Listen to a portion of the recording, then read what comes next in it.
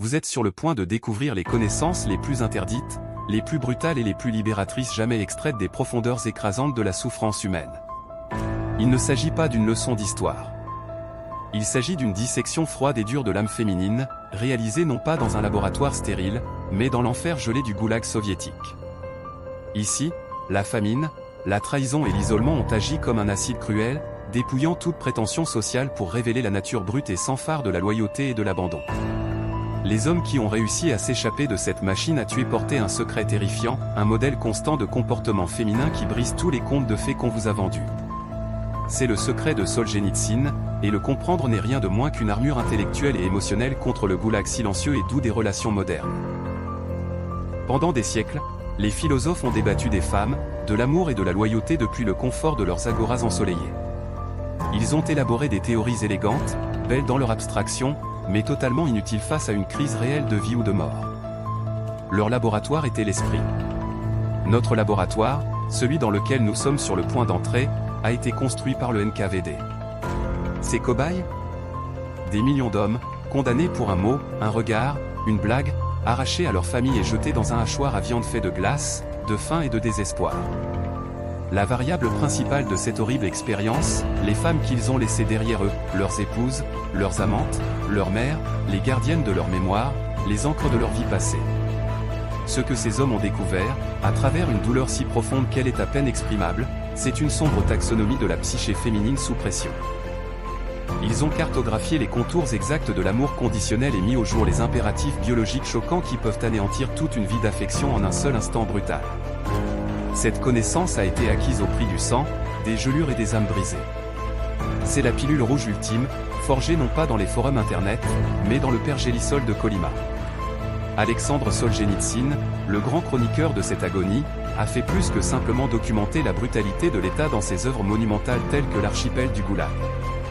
Il a fourni un compte rendu méticuleux et sans concession de cette grande expérience sociologique.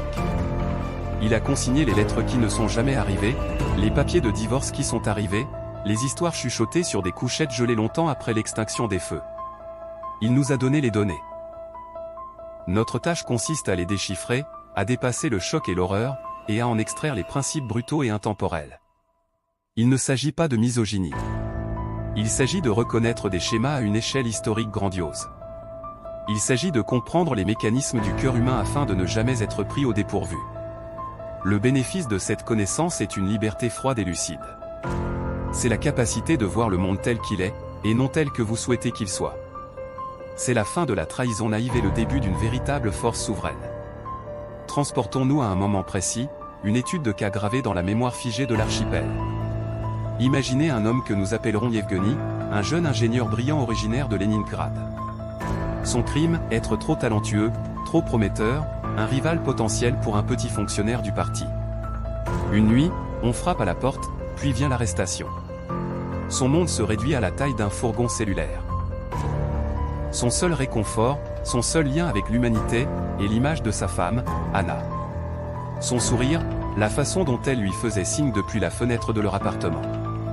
Il est jugé et condamné à 10 ans de travaux forcés pour espionnage, une accusation si absurde qu'elle en est risible, mais pourtant mortelle. Il est transporté pendant des semaines dans un wagon étouffant et jonché d'excréments jusqu'à un camp à Vorkuta, au nord du cercle arctique.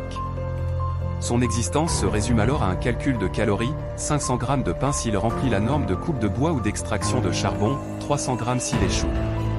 Des hommes meurent d'une écharde, d'une toux, simplement parce qu'ils se sont allongés dans la neige et ont décidé de ne pas se relever. Pendant la première année, Yevgeny survit grâce à deux choses, le pain et l'espoir. L'espoir incarné par Anna. Il écrit des lettres dès qu'il en a l'occasion, sur de précieux bouts de papier. Il y met toute son âme, y parle de leur passé, de leur avenir, de son amour éternel. Il lui assure qu'il est innocent, qu'il est fort, qu'il reviendra. Il attend désespérément une réponse, un signe qui lui prouverait qu'il existe toujours dans le monde extérieur. Les mois passent. Rien. Son esprit, affaibli par la faim, commence à imaginer des horreurs. Peut-être est-elle morte. Peut-être est-elle elle-même en prison. Cette anxiété est un poison plus puissant que le froid. Puis, après 14 mois, une lettre arrive. Ce n'est pas le paquet épais et sincère dont il rêvait. Elle est mince, officielle. d'une main tremblante et gelée, il l'ouvre. Elle ne vient pas d'Anna. Elle vient du tribunal soviétique local de Leningrad, un avis de divorce demandé par elle en raison de sa condamnation et de son exil. Une courte note manuscrite est jointe, « Yevgeny, pardonne-moi. C'est trop difficile. Je dois penser à ma vie maintenant. N'essaie plus de me contacter. Je me suis remarié. Anna. » Le choc n'est pas émotionnel. Il est physique. C'est un coup de pied dans la poitrine. L'air quitte ses poumons. Le monde, déjà gris, devient complètement noir et blanc. Le dernier pilier de sa résistance s'effondre. Cette nuit-là, il ne mange pas sa ration de pain. Il la donne. Il fixe le plafond de la caserne, et sa volonté de se battre, sa volonté d'endurer l'insupportable, s'évapore tout simplement. Il n'a pas été tué par la balle d'un garde, mais par quelques lignes d'encre sur une page. Son corps survivra encore quelques mois, tel une coquille vide, jusqu'à ce qu'une légère pneumonie, que des hommes plus forts auraient combattu, l'emporte tranquillement. Cette histoire n'est pas unique. Solzhenitsyn documente des milliers de cas similaires à celui d'Evgeny. Il écrit « La femme d'un prisonnier devait choisir immédiatement. Soit renoncer à son mari, soit se résigner à la ruine. » Et combien était capable d'un tel héroïsme? 1 sur 100, 1 sur 1000. C'est la première loi du secret de Solzhenitsyn, la probabilité d'abandon est inversement proportionnelle au coût social et matériel de la loyauté. L'amour n'est pas une ressource infinie. C'est une monnaie. Et lorsque le taux de change s'effondre, la plupart des portefeuilles sont liquidés. Pourquoi? Est-ce simplement de la cruauté? De la faiblesse? Solzhenitsyn et les sociologues qui ont étudié ce phénomène soulignent quelque chose de plus profond, quelque chose de biologique et d'évolutionnaire. Les femmes sont les vecteurs de la vie. Leur impératif évolutionnaire premier est la survie et la subsistance de leur progéniture. Elles sont hypergamistes par nature, programmées pour rechercher le meilleur pourvoyeur et protecteur possible. La valeur d'un homme est intrinsèquement liée à son statut social, à ses ressources, à sa capacité à projeter force et sécurité. En un clin d'œil, l'État a dépouillé Yevgeny de toutes ces choses. Il n'était plus un ingénieur brillant, un pourvoyeur, un protecteur. Il était un zèque, un condamné, un honnête, un paria social, une impasse génétique.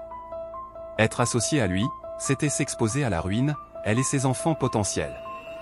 Son amour, aussi sincère fut-il autrefois, dépendait de son statut. Lorsque ce statut a été anéanti, l'amour, pour la grande majorité, n'a pas pu survivre. L'abandon n'était pas nécessairement malveillant. Il s'agissait souvent d'un acte brutal et pragmatique d'instinct de conservation évolutif. Elle ne le trahissait pas. Elle se sauvait elle-même. Comprendre ce calcul biologique froid est la première étape pour éliminer la douleur émotionnelle de la trahison. Vous n'êtes pas trahi pour qui vous êtes. Vous êtes rejeté pour ce que vous êtes devenu ou n'êtes pas devenu sur le marché de la survie. Mais l'histoire ne s'arrête pas au Yevgeny. Il existait en effet une autre catégorie de femmes, beaucoup plus rare, qui confirmait la règle. Solzhenitsyn les appelait les « épouses des zèques » ou les « épouses des décembristes », en référence aux nobles femmes qui avaient suivi leurs maris exilés en Sibérie après la révolte manquée de 1825. Ces femmes avaient défié toute probabilité. Non seulement elles sont restées fidèles, mais elles se sont battues activement. Elles ont renoncé à leur vie confortable, à leur carrière, à leur statut social. Elles ont déménagé dans des villes sales et isolées près des camps, juste pour être plus proches. Elles ont passé des années à faire la queue pendant des heures pour livrer de maigres colis alimentaires, quelques pommes de terre, un morceau de sucre, un bout de saucisse qui faisait souvent la différence entre la vie et la mort pour leurs hommes.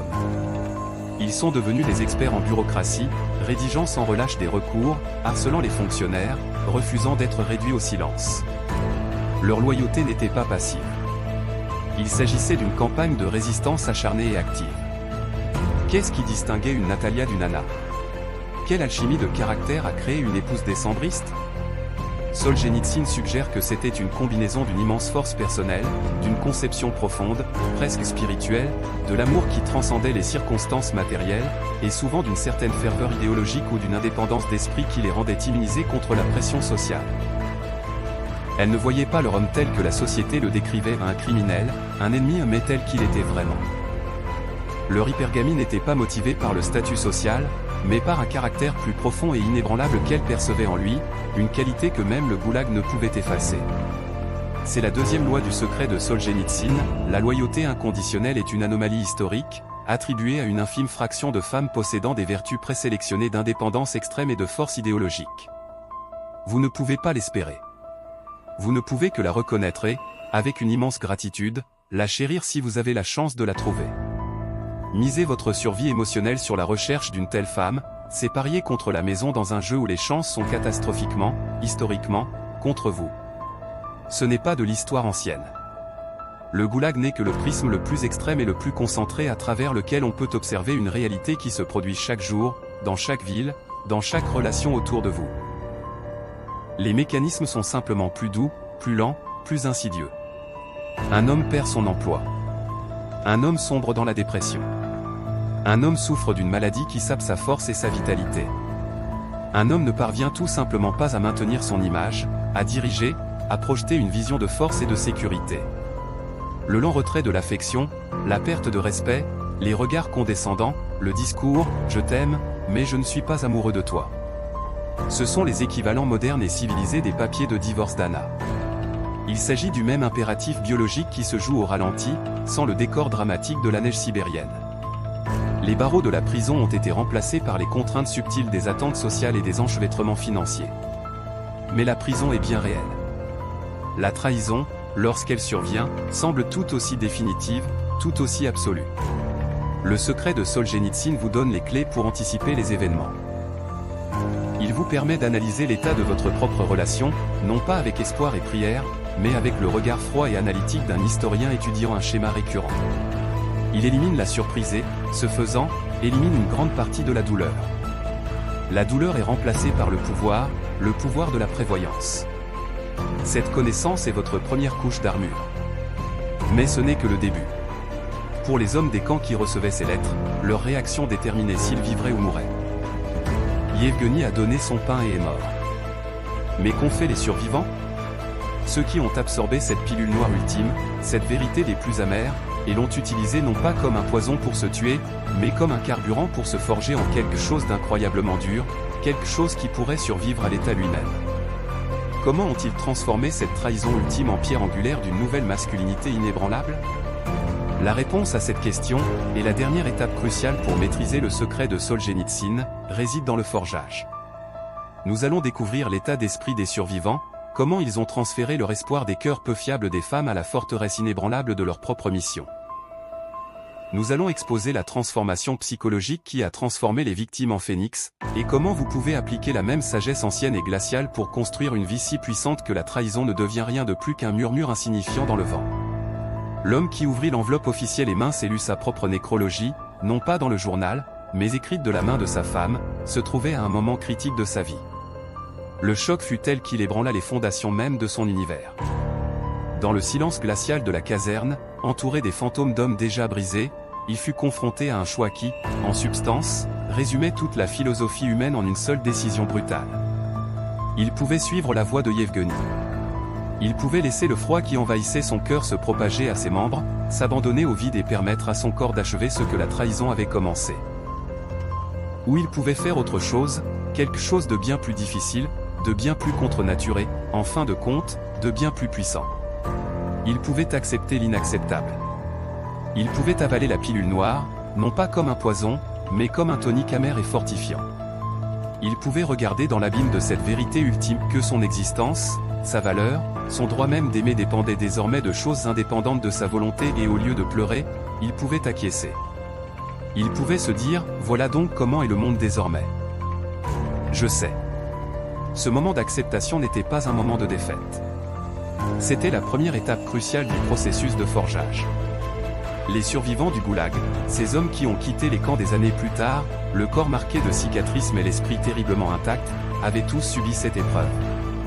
Ils ont découvert une inversion terrifiante et libératrice, ce qui était destiné à les anéantir, le retrait total de toute validation extérieure, de tout amour, de tout statut où pouvait devenir la source de leur force ultime.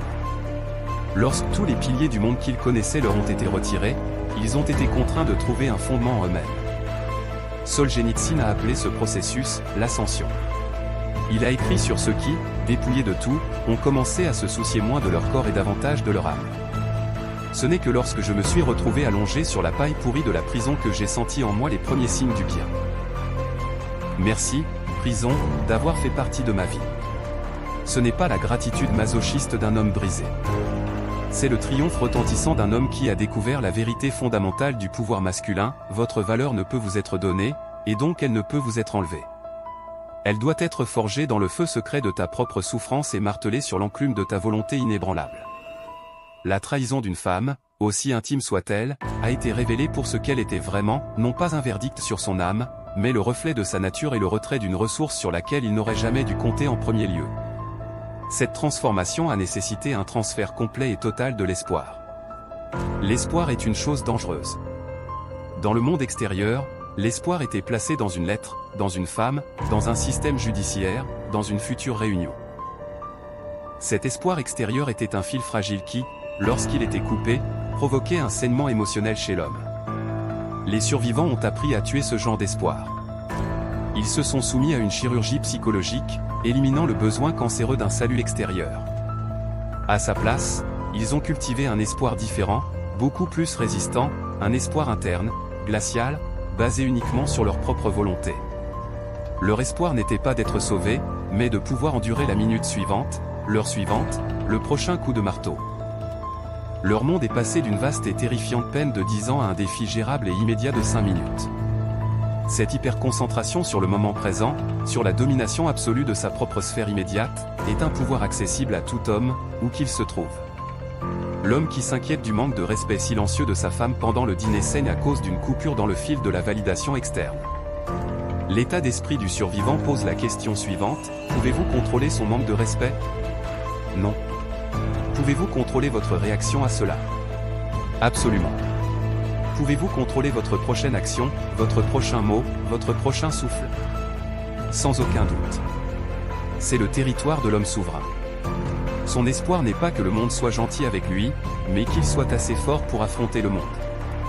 Prenons l'exemple de Dmitri, un historien arrêté pour déviation idéologique. Il a reçu une lettre de sa fiancée, une femme qu'il aimait depuis l'université, lui annonçant qu'elle avait épousé un officier supérieur du NKVD, l'organisation qui l'avait arrêté. Cette trahison était un chef-d'œuvre de cruauté. Pendant 2 jours, Dmitri est resté catatonique. Le 3e jour, pendant la marche épuisante vers le lieu de travail, quelque chose s'est mis en place. Il s'est raconté une histoire, une réinterprétation d'une telle ampleur qu'elle a changé sa réalité. Il s'est dit: elle ne m'a pas trahi. Elle m'a simplement révélé qui elle était. En m'arrêtant, l'État ne m'a pas pris ma vie. Il m'a fait un cadeau. Il m'a montré la vérité sur la femme que j'aimais avant de construire une vie avec elle, avant d'avoir des enfants avec elle. Ils m'ont rendu service. Ce n'était pas du copium. C'était de l'alchimie. Il transformait le plomb de la trahison en or de la clarté. À partir de ce jour, Dmitri considéra son emprisonnement non pas comme une punition, mais comme une université macabre. Son sujet était la nature humaine. Ses professeurs étaient les gardiens, les informateurs et les hommes trahis qui l'entouraient. Sa fiancée n'était pas une méchante dans son histoire. Elle était un élément essentiel de son programme d'études. Cette capacité à recadrer une catastrophe comme une leçon est la marque d'un esprit inébranlable. L'homme moderne qui est trahi, trompé ou divorcé doit accomplir cette même alchimie. La question n'est pas « pourquoi m'a-t-elle fait ça ?», mais « qu'est-ce que cela m'apprend sur le monde et sur moi-même ?» Cette forteresse intérieure a été construite brique par brique grâce à des rituels d'une discipline inébranlable. Dans un monde conçu pour réduire les hommes à l'état d'animaux, les survivants se sont accrochés à des rituels d'humanité qui n'avaient d'autre but pratique que d'affirmer leur propre souveraineté. Solzhenitsyn a écrit sur des hommes qui, après une journée de 12 heures de travail éreintant par une température de moins 40 degrés, ramassaient méticuleusement les poux de leur chemise, non pas parce que cela changeait quelque chose, les poux reviendraient dans quelques heures, mais parce que c'était un acte d'ordre imposé au chaos. Ils récitaient des poèmes qu'ils avaient mémorisés, résolvaient des problèmes mathématiques complexes dans leur tête ou s'enseignaient mutuellement des langues. Ce n'était pas un passe-temps. C'était de la résistance. Chaque strophe de Pouchkine récitée sur une couchette gelée était une balle tirée en retour contre l'État. C'était une déclaration: vous possédez mon corps, mais mon esprit m'appartient. Cette pratique délibérée et apparemment inutile de la discipline est le terrain d'entraînement de la souveraineté. L'homme moderne doit trouver son équivalent. L'entraînement quotidien quand vous êtes fatigué, la lecture d'un livre difficile alors que vous pourriez faire défiler votre fil d'actualité, le fait de faire votre lit avec précision. Ce sont vos rituels de chasse aux poux. Ce sont de minuscules déclarations quotidiennes qui affirment que vous êtes le maître de vous-même. Elles renforcent votre estime de soi, de sorte que lorsque le respect extérieur vous est retiré, vos fondations ne s'effondrent pas. La transformation la plus profonde, cependant, fut le changement d'objectif. L'homme qui entra dans le camp avait un objectif lié à son ancienne vie, être un bon mari, un bon pourvoyeur, retourner auprès de sa famille. Cet objectif fut anéanti par la lettre d'Anna. Le survivant trouva un nouvel objectif, totalement immunisé contre les forces extérieures. Son objectif devint la préservation de son intégrité, la protection de son moi intérieur. Pour certains, cela devint une mission de documentation. Ils devinrent des archives vivantes, mémorisant des noms, des dates, des crimes, déterminés à témoigner un jour. Solzhenitsyn lui-même commença à composer et à mémoriser ce qui allait devenir l'archipel du Goulag alors qu'il était encore prisonnier, utilisant un système d'allumettes pour l'aider à se souvenir de milliers de lignes de texte. Son objectif n'était plus de retrouver son ancienne vie. Il s'agissait de révéler une vérité au monde entier. Cette mission était si vaste, si importante, qu'elle rendait d'insignifiantes ses souffrances personnelles, la faim, le froid, la trahison.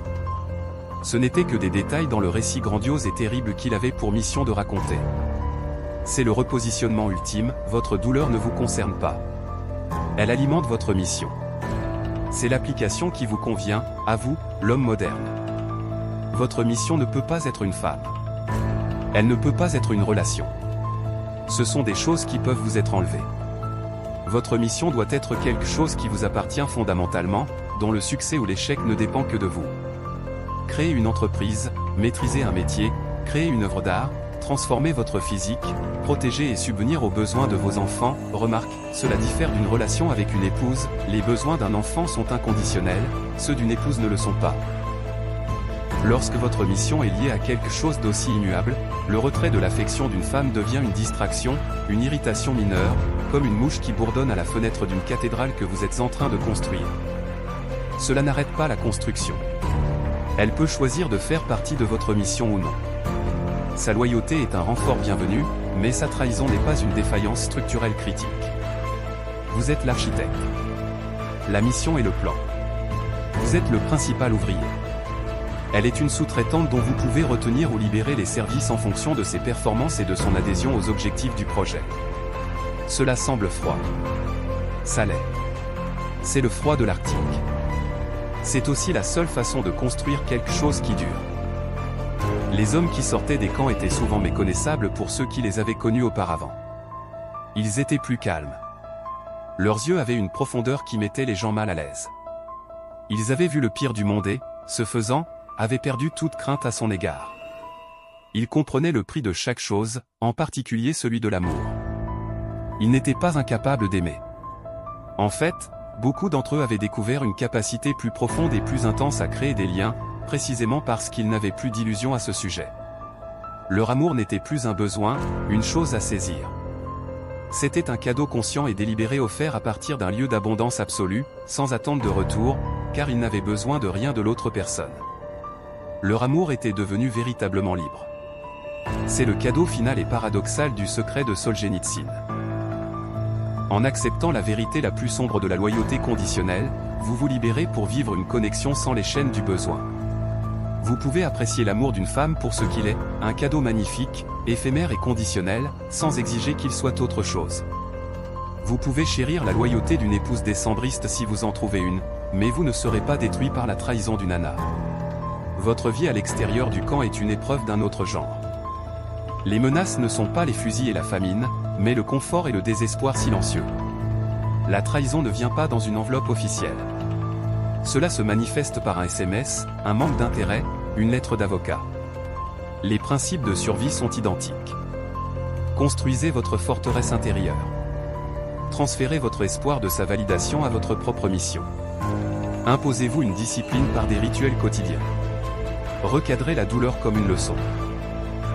Votre valeur n'est pas déterminée par son regard. Elle se forge dans vos propres actions, chaque jour. Les survivants du goulag ont regardé au cœur des ténèbres et y ont trouvé une lumière qui ne pouvait être éteinte. Vous devez faire de même dans l'obscurité confortable du monde moderne.